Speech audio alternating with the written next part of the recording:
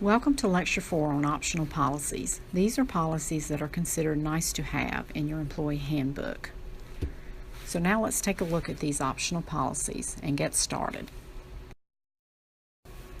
The first policy that will be discussed is the job description. Job descriptions exist for all regular staff positions and summarize typical duties and responsibilities as well as minimum hiring qualifications, including required education, experience level, and licensure certifications, if applicable. This next policy deals with temporary employees. Temporary employees fill one-time positions whose skills will not be needed on a continuous basis. Appointment of temporary staff is made by signing a contract that specifies the terms and conditions. Temporary staff are not entitled to overtime or any other benefits.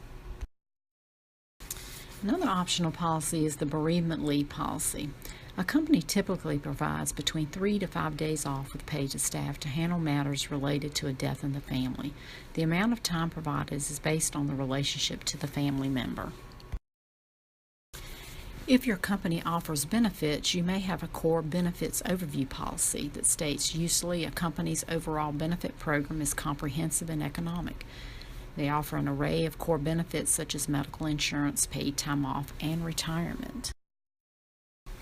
Another policy that coincides with the core benefits policy is the qualifying life event policy.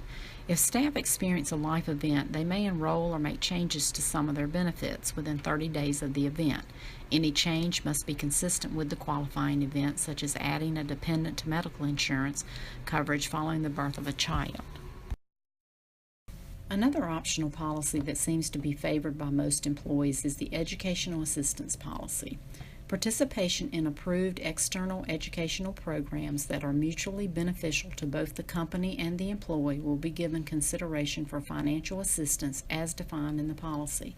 Such assistance will be contingent on favorable business conditions that provide sufficient budget resources. Full-time regular employees are eligible to participate. Participants must be on the company payroll at both the start and completion of the course. Employees must be satisfactorily meeting the requirements of their job function. Ongoing participation in the tuition reimbursement program is contingent on continued satisfactory job performance. Courses must be taken at a college or school accredited by one of the nationally recognized accrediting associations, and all courses offered by colleges and universities must be one term in duration and must result in academic credit.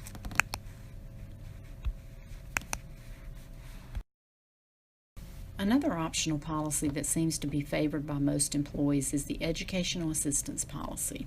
Participation in approved external educational programs that are mutually beneficial to both the company and the employee will be given consideration for financial assistance as defined in the policy. Such assistance will be contingent on favorable business conditions that provide sufficient budget resources. Full-time regular employees are eligible to participate. Participants must be on the company payroll at both the start and completion of the course. Employees must be satisfactorily meeting the requirements of their job function. Ongoing participation in the tuition reimbursement program is contingent on continued satisfactory job performance.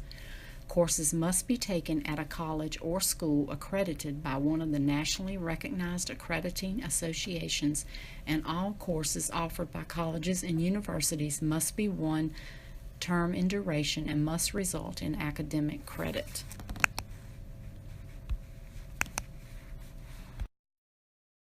Nepotism policy. The employment of relatives can cause various problems, including but not limited to charges of favoritism, conflicts of interest, family discord, and scheduling conflicts that may work to the disadvantage of both the agency and its employees. Employee and visitor parking. Employee parking lots are located away from entrances and exits. The company requires the purchase and use of parking stickers for employees and visitors to be displayed at all times when on company property. Non-solicitation guidelines. For reasons of safety and privacy, staff are prohibited from soliciting for any outside activity or organization during work time unless the solicitation is approved by the company. Solicitation is defined as any verbal or written communication, raffle tickets, for sale merchandise, email distributions, circulars, handbills, or other kinds of literature. Work schedule policy. The work schedule policy states what days of the week the company operates and what their business hours of operation are. Supervisors will inform their employees of their individual work schedules, keeping in mind that operational demands may necessitate changes in their work schedules. Severe weather and emergency conditions policy. It is the responsibility of each employee to adequately prepare to be able to get to work during time of severe weather. Severe weather is defined as follows: snow and ice, flood, rain, or tornado damage which significantly impedes the normal flow of traffic. Heavy rains unaccompanied by flooding or low temperatures unaccompanied by snow and or ice do not constitute severe weather. Voluntary and involuntary resignation policy. For staff to leave in good standing, they must give a written notice of resignation of at least 2 weeks' notice. Some companies require a 30-day notice. Staff who do not provide sufficient notice are not recommended for rehire. After appropriate counseling and corrective action, staff unable to meet the established standards of performance and conduct for their positions may be terminated. The termination process must be fully and properly documented. Reduction in force policy. On occasion, economic or operational factors require a reduction in a department company's workforce. Where possible, the company first attempts to redeploy eligible staff into comparable positions in which they meet position requirements. If redeployment is not possible, the company will begin the layoff process. Any staff directly affected by a reduction in force will receive at least a 60-day written notice of a layoff from either a supervisor or Department Human Resources representative and the employee's department head.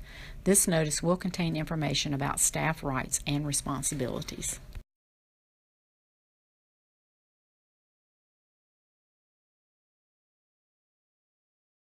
Confidentiality agreement. Many company staff have access to proprietary and/or confidential information. Any such information, whether it be verbal, written, faxed, photographic, or electronic, is considered as privileged and should be maintained in such a way that its privacy and safety are ensured.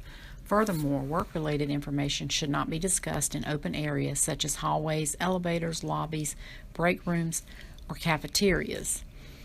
All staff must sign the confidentiality agreement, which will be retained in the individual's personnel file. And as you can see, there is a link to a copy of a confidentiality form which you may use. That concludes Lecture 4 on optional policies. Now we will move on to Lecture 5 to review the onboarding steps for your new employee.